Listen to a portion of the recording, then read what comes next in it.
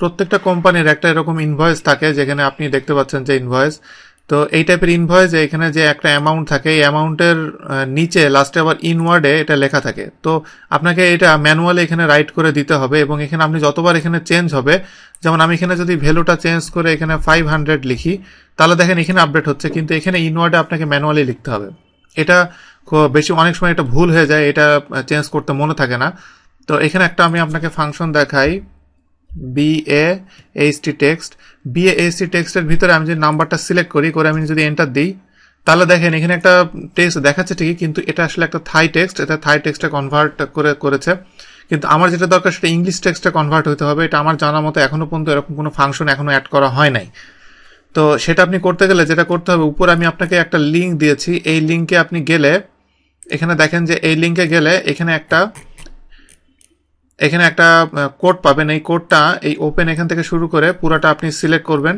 Select করে এটাকে আমি জাস্ট কপি করব Ctrl+C দিয়ে। কপি করার পরে এরপরে আমি এখানে এক্সেলের ভিতরে আসার পরে আমাকে ডেভেলপার যে ট্যাব, সেই ট্যাবে ঢুকতে হবে। এই ট্যাব যদি আপনি না পান কোনো সমস্যা নেই, ফাইলসের ভিতরে যে অপশনসের ভিতরে এখান থেকে আপনাকে এটা এনেবল করে দিতে হবে, কারণ এটা ডিফল্টে অন করা থাকে না। না থাকলে কাস্টমাইজ রিবনের ভিতরে যে এখানে ডেভেলপারের ভিতরে যেটা চেক করে দিলে এটা অন হয়ে যাবে।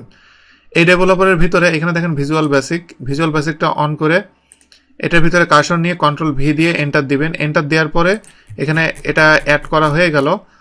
তো আরেকটা কথা বলি, আমি Ctrl+A দিয়ে এটা ব্যাকে যাচ্ছি, কারণ এটা আপনার প্রথমে আসার কথা না। প্রথমে আপনার এইভাবে আসবে, যখন আসবে তখন আপনি ইনসার্টে যে মডিউলে যাবেন, মডিউলে গেলে এটা ওপেন হবে, হলে Ctrl+V দেওয়ার পরে এখানে ফাইলসে যে close and return to Microsoft Excel. এবার এখন দেখেন আমি নতুন একটা ফাংশন আমি অ্যাড করেছি, এবং সেই ফাংশনটা হলো ইকুয়াল, এটা ফাংশনটা আমি এখানে লিখছি,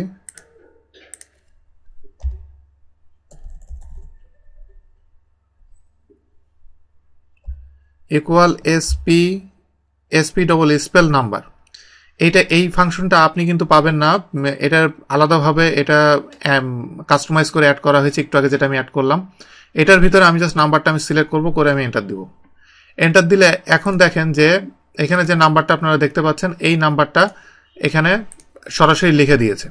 এখন এখানে ব্যাপার হলো আপনি এটা কিভাবে চান, আপনি আপনার মতো করে ভিজুয়াল বেসিকে যে আপনি কাস্টমাইজ করে নিতে পারেন। যদি আপনি ভিজুয়াল বেসিকে কাজ জানেন তো ভালো, না জানলেও সমস্যা নেই, আপনাদের অফিসের IT ডিপার্টমেন্টের যে লোকজন থাকবে তাদেরকে বলে তারা এটা ঠিক করে দিবে। তো এখানে কারণ এটা অ্যাকচুয়ালি টোটালি কোডিং এর কাজ, যেহেতু সেহেতু আপনার না পারাটাই স্বাভাবিক। তো এভাবে আপনি ইংলিশে টেক্সটে আপনি এভাবে চাইলে কনভার্ট করতে পারবেন ম্যানুয়ালি এটা অ্যাড করে।